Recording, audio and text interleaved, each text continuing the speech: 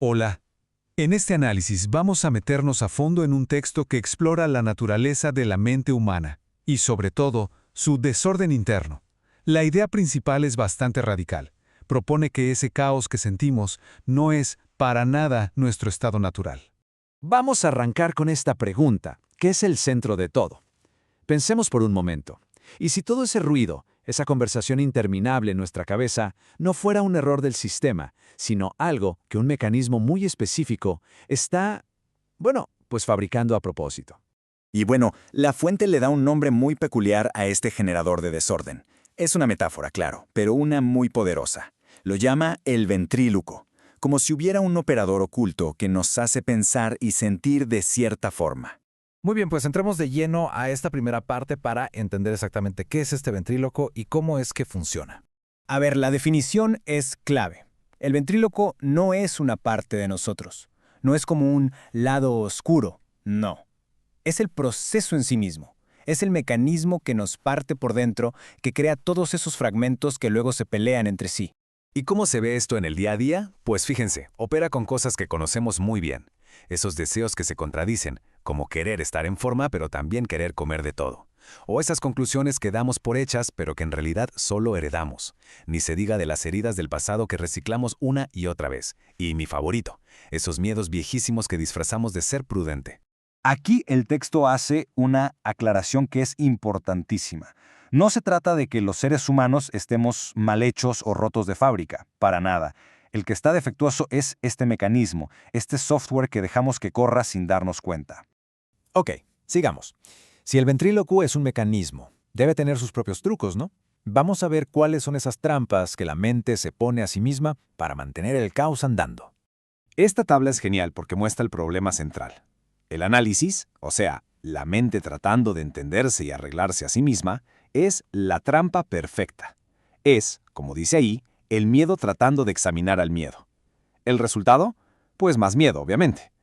En cambio, la visión directa es algo inmediato. Es claridad que sucede ahora mismo, sin procesos. Y claro, aquí está la clave del asunto. Cuando decimos, tengo que analizar por qué soy así o mañana lo resuelvo, lo que estamos haciendo es crear tiempo psicológico. Y es justo en ese tiempo, en ese futuro imaginario, donde el desorden se esconde, se hace fuerte y sigue viviendo tan campante. Ahora sí, vamos al núcleo de toda esta ilusión. La mismísima construcción del yo. Esa idea que tenemos de ser una entidad sólida y continua.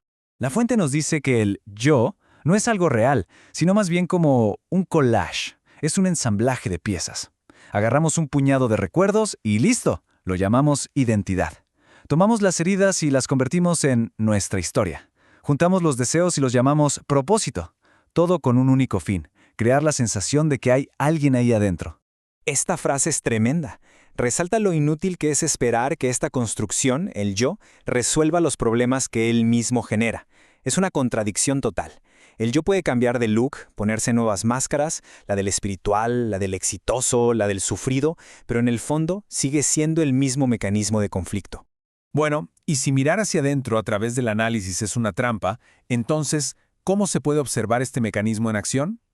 La fuente señala un lugar que a veces pasamos por alto, pero que es el más obvio: nuestras relaciones con las demás personas.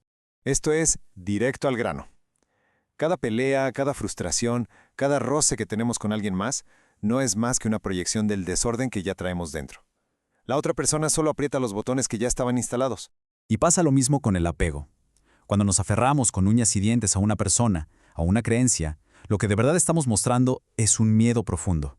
Miedo a la soledad, al cambio, al vacío. Miedo a que esa sensación de yo se deshaga. Exactamente igual con lo que exigimos.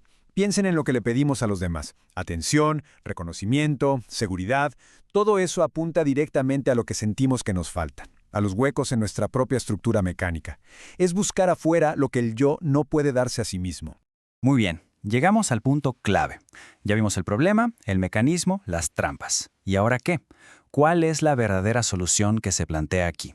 Ojo con esto, porque es totalmente antiintuitivo. El texto dice claramente que la transformación no es un proceso largo para ser mejores personas. No es algo moralista ni espiritual.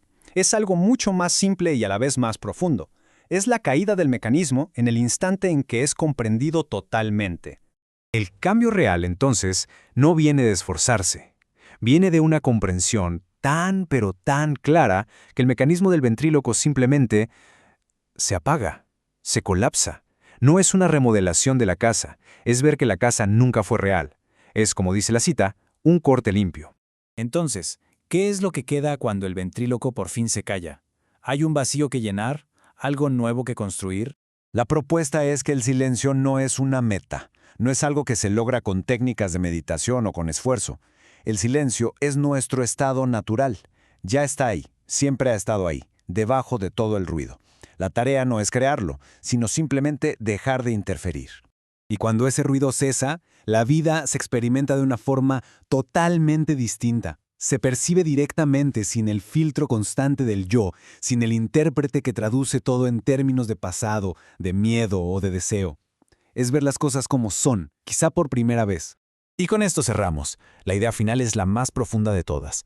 No se trata de alcanzar un nuevo estado iluminado, sino de regresar a algo original, algo que fue simplemente opacado por el ruido mecánico.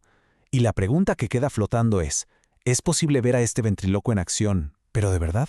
¿Ahora mismo?